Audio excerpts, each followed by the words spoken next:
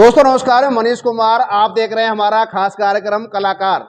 मेरे साथ हैं अरविंद चेतन, जो आधार गाते हैं और क्षेत्र में इनका बहुत बड़ा नाम है। मैं बात करता हूं अरविंद चेतन जी से। अरविंद चेतन जी, एक बार बताएं आपकी शुरुआत कैसे और कहां से हुई? देखिए सर, मैं फिरोजाबाद ज़िला में धर्मनगर के पास छोटा सा गांव मेरा राही बाहो, तो वहाँ से मैं सन 87 में निकला और चावड़ी बाज़ार में मैंने तकरीबन 300 रुपये महीने पे फाइल के काम की नौकरी करी। लेकिन जब मैं स्कूल जाता था 5वीं क्लास में, तो बाल सभा में गाने का मुझे बड़ा ही शौक़ था। तो मेरे क्षेत्र में स्वामी आधार चेतन जी बड़े कलाकार के रूप में उभरे और उनकी आवाज़ को घर घर में विख्यात कर दिया। तो हर एक बच्चे को ये लगा कि मैं भी कभी आधार बन जाऊं। तो मुझे भी बड़ा शौक़ था कि आधार जी के चरणों में मैं नमन करता हूं और आधार जी की आवाज़ मेरे को कुछ मिल जाए। तो धीरे धीरे मैंने ऐसे ही उनको पहचानने की शुरुआत की। तब तक मुझे मेरे गुरुजी पंडित गुन्नारायण भारद्वाज मिले, उनने मुझे आशीर्वाद दिया। तो मैंने 95 से और आधार जी की नकल की कथाएं गाना शुरू करी और 1998 से मेरा थोड़ा उठाव मिला। उसके बाद मैं दरीवा में एक पीपल का पेड़ खड़ा है, उस पीपल पेड़ के नीचे एक मंदिर है।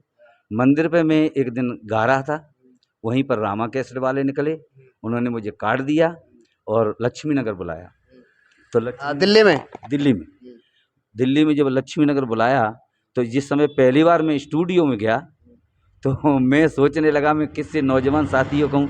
मुझे शीशा में बंद कर दिया, हेडफोन लगा दिए कानों में, और एक मेरे साथी जो बैठे थे, एक साइड वो बैठे थे एक शीशे में, कोई ढोलक वाले, कोई चिमटा वाले, कोई मंजीरे वाले, दूर दूर बैठे थे स्टूडियो में। अब मुझे पहली बार झेक लग रही थी, बहुत डर सा लग रहा था। लेकिन जब मैंने एक सुमिरनी करी, सुमिरनी करने के बाद में जब मैं बुलाया रिकॉर्डिंग करने वाले ने कि अपनी आवाज़ सुनो, तो मैंने अपनी जब आवाज़ सुनी तो मैं खुद चौंक गया कि भाई मेरी आवाज़ ऐसी है। हाँ, तो फिर उसके बाद में मेरी रिकॉर्डिंग हुई। और आपने सबसे पहले कैसे परमात्मा को स्मरण करते हैं आप, और सबसे पहले आपने क्या गाया था, एक बार हमारे दर्शकों को बताएं। सब नारेंद्र दास जी बैठे हैं, तो ये भी हमारे आवाज़ को बहुत बुलाते हैं मंदिर में। बालाजी मंदिर की कृपा है इन पर, जो इसमें चमन विहार में, दिल्ली LCR में। तो आइए शुरुआत कह रहे हैं हमारे वीर सूर्या से। तो शुरुआत हमारी तो देसी काम है, उसी हिसाब से लेके चलते हैं। जय गणेश गिरिजा सुमन मंगल मूल सुजान, मुझ मूर्ख को आई कर देव प्रभु वरदान। करता करे न कर सके, गुरु करे सब होय। 3 लोक नवखंड में गुरु से बड़ा न कोई। तू ही काली माँ कालिका, तू ही कालन को काल। लज्जा मेरी रखिए इस मंदिर की रछपाल। बोलिए बालाजी महाराज की जय, बोल सच्चे दरबार की जय। आधार जी, अगर आधार अरविंद चेतन जी बात करें, जो आपने सबसे पहले जो स्टूडियो में गाना गाया था या भजन गाया था, वो कौन सा भजन था? एक बार हमारे दर्शकों को सुनाएं हारमोनियम के साथ। सर्वप्रथम मेरी पहली कैसेट निकली थी रामा कैसेट के माध्यम से। तो एक चेतावनी थी कि इंसान जब इस दुनिया में आता है और आके चला जाता है, तो एक सज्जन पुरुष, जैसे हमारे महाराज जी हमारे बगल में बैठे हैं, एक सज्जन पुरुष बड़े अभिमानी थे। तो एक दिन वो घूमने के लिए निकले, यहाँ से उसकी चेतावनी की शुरुआत है। तो हम क्या कहा है कि सैर करने को चले, दिल में कुछ अरमान थे। एक तरफ थी झाड़ियां, एक तरफ शमशान थे। पैर हड्डी में लगा, हड्डी के जई बयान थे। चलने वाले समर कर चल, हम भी कभी इंसान थे। जब वहां से आवाज निकली, अरे सज्जनपुर जरा समर के चलो, कभी हम भी इंसान थे, ठोकर मार के जा रहे हो। तो उन्हें कहा अरे आवाज कहाँ से आ रही है, आवाज तो कोई दिखाई नहीं दे रहा। तो देखे पैरों के तले एक हड्डी पड़ी थी। तो सोने हड्डी के बेन को वो पथिक मां रुक गया, कर ली ना सत्संग उसने, देखो भव से तर गया। चलने वाला रास्तागीर कहने लगा, भैया तुम्हारी आत्मा जहां भटक रही है, हैं? क्या कारण है? क्या तुम्हारे परिवार में कोई था नहीं जो तुम्हारी हड्डियां गंगा के तले या यमुना के तले पहुंचा देता तो तुम्हारी आत्मा को शांति मिल जाती? तो वो आत्मा जो हड्डी के रूप में पड़ी हुई थी, वो आत्मा एक किस रूप में बोली, अरे पथिक तू क्यों ठुकराता, मुझ पे कभी जवानी थी, और जाई जवानी के चक्कर में मत मेरी बोरानी थी।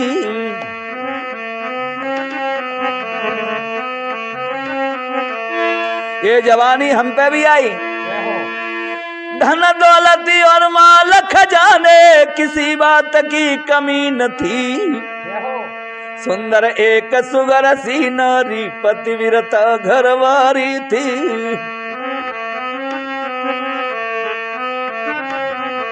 और क्या बताएं भैया, हुए पुत्र दो चार जगत में मेरी शान निराली थी, तीन लोक की सकल संपदा चरणन में बलिहारी थी।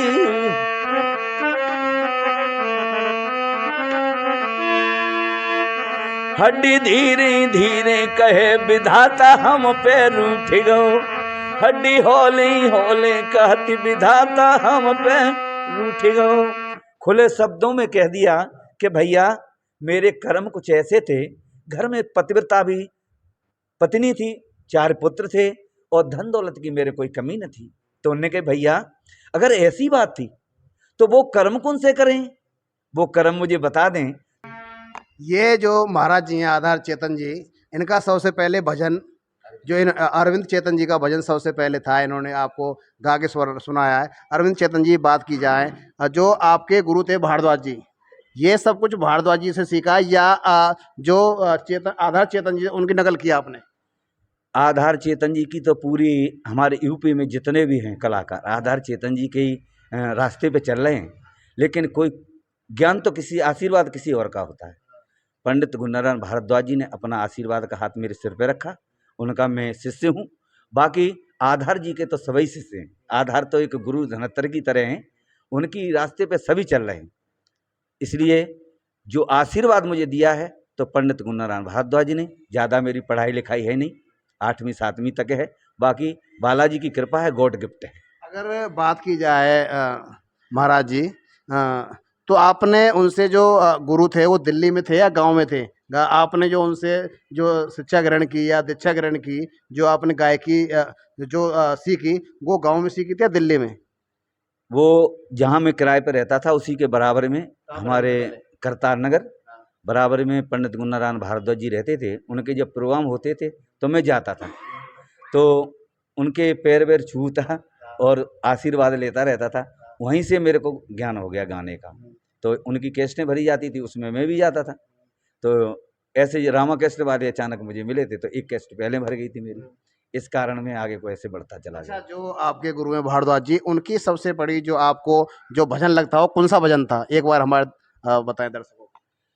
पंडित गुणनारायण भारद्वाज जी हमारे गुरु जी थे, उनका शिव विवाह शंकर जी का विवाह बड़ा हिट गया था। जैसे आधार जी का नरसी का बात और पंडित गुणनारायण भारद्वाज जी जो मेरे गुरु जी थे, उनका शंकर का विवाह यूपी में अमृत की तरह तुल्य हो गया था। जो हमारे श्रोता हैं वो आपके बाजे के साथ में सुनना चाहते हैं। गुरु जी की जब गुरु जी ने शंकर विवाह में जब शंकर जी की सती का विध्वंस हो गया, उसके बाद में सती ने जन्म लिया है वहां से। है माँ चल घर बिटिया जनमी को बढ़े उसकी उपमा, दिन रात लली बढ़ने लगी यूं बढ़े दोज को चंद्रमा दिन रात।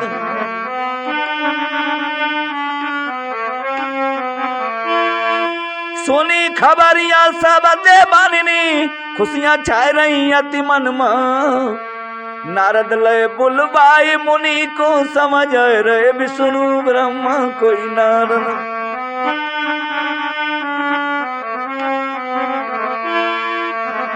अरे हिमाचल द्वारे जइयो और लड़की को नाम रखियो।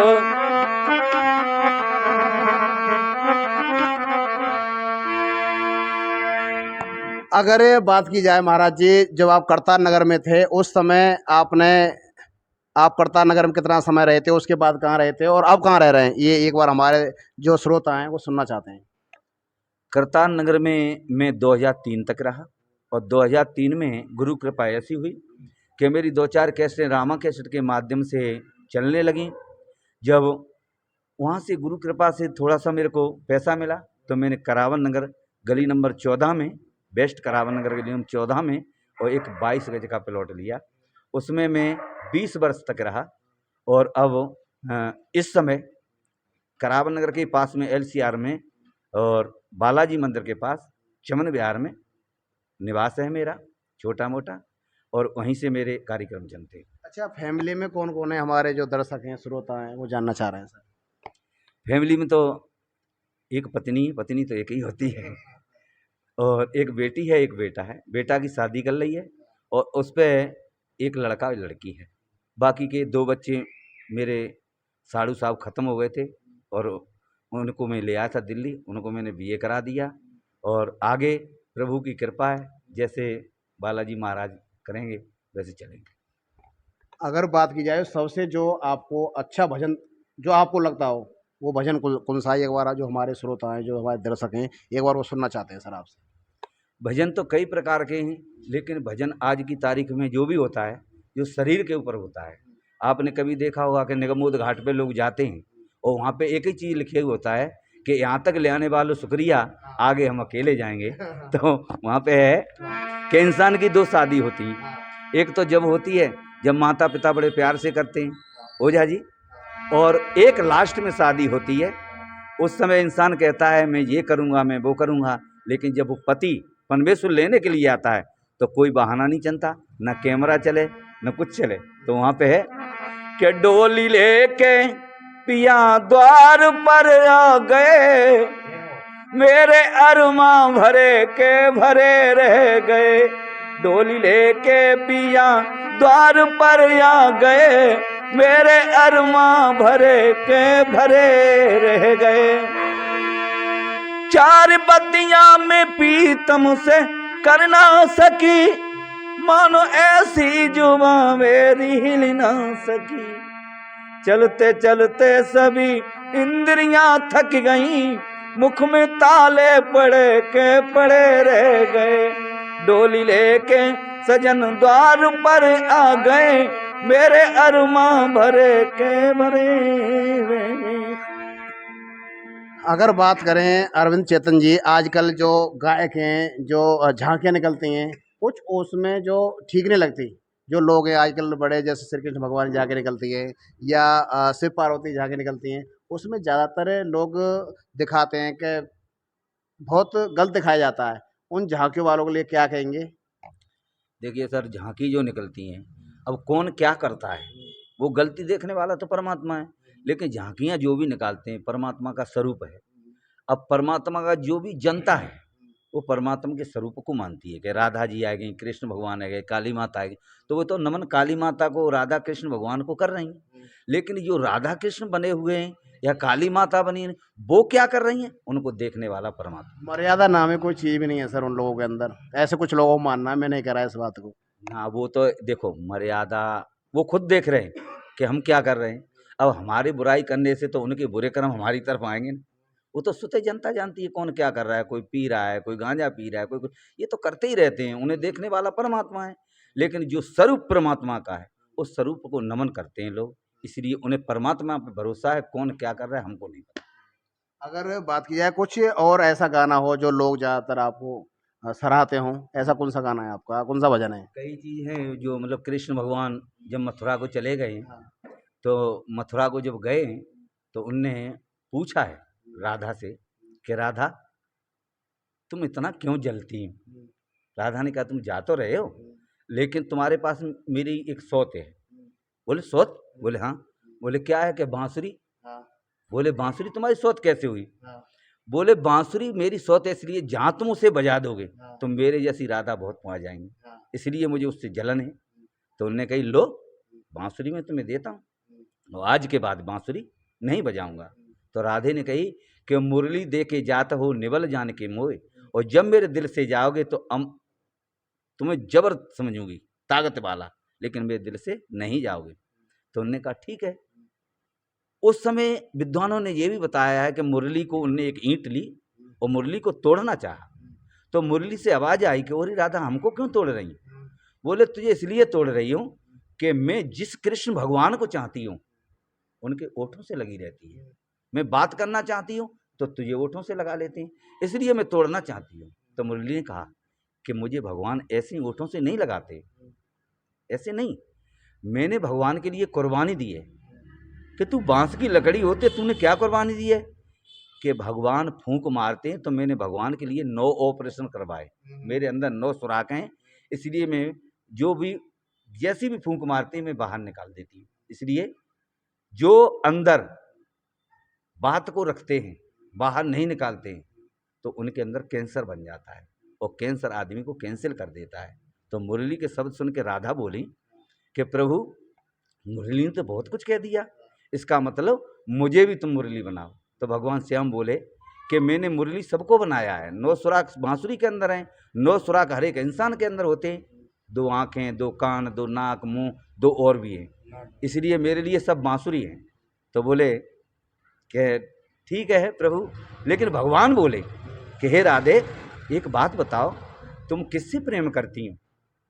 बोले मैं करती हूँ। बोले बता दो।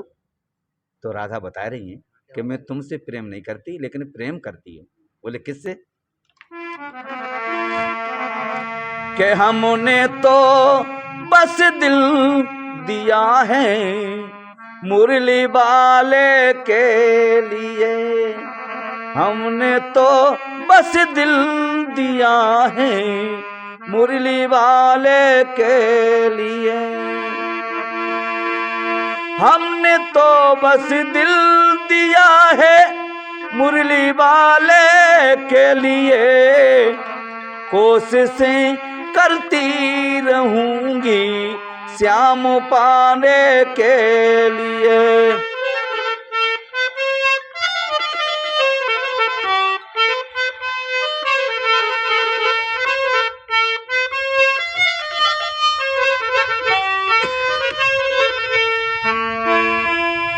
मेरे दिल में श्याम श्याम, तेरे दिल में सैकड़ों, मैं तो बस तेरे लिए हूँ तू जमाने के लिए, हमने तो बस दिल दिया है मुरली वाले के लिए। बहुत अच्छा गाया, हमारे श्रोता मुझे लग रहा है बहुत अच्छा पसंद करेंगे।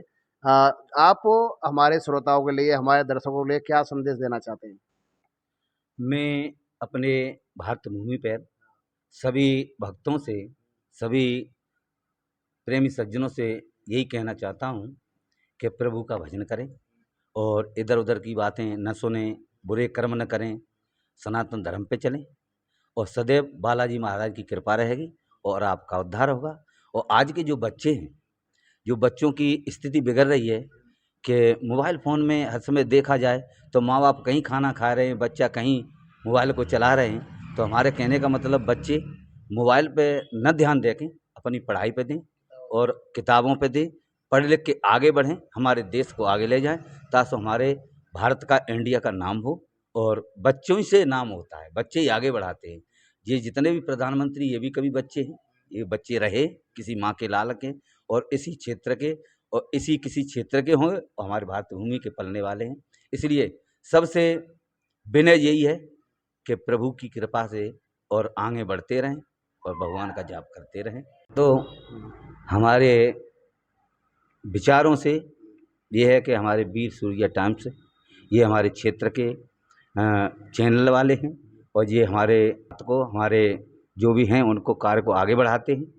इसलिए हमारा कहने का मतलब यही है कि इस चैनल को सब्सक्राइब करें, फॉलो करें और ज़्यादा से ज़्यादा संख्या में इनकी तरफ देखें। ये तुम्हारी जो भी समस्याएं होंगी शासन प्रशासन तक पहुंचाने की इनकी जिम्मेदारी है।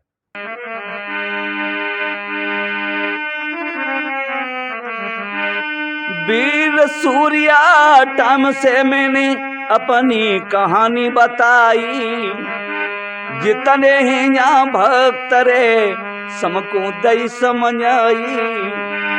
महाराज सुनाई दई मैंने कहानी भरपूर, सभी नमस्ते लियो अरे करियो माफ कसूर, सभी नमस्ते लेना।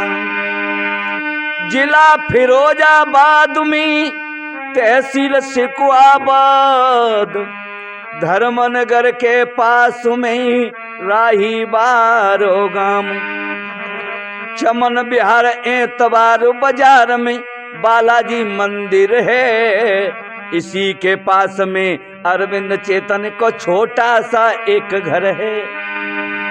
महाराज प्रभु की माया अपरंपार, बालाजी के चरणन में होए मेरो उद्धार। हरिहर बोलो सब भाई, हरिहर बोलो सब भाई, राम कथा को सिवरे मेरे सुन लियो भाई। ये थे मेरे साथ अरविंद चेतन जी, जो जगह जगह ये शिव महापुराण, रामायण या हर तरीके से ये कथा करते हैं। और जो किस्से राजा हरिश्चंद्र का हो या किसी महापुरुष का हो, हर जगह सुनाते हैं। ये इस तरह के कलाकार हैं। मैं आगे और भी कलाकारों से आपकी मुलाकात कराऊंगा।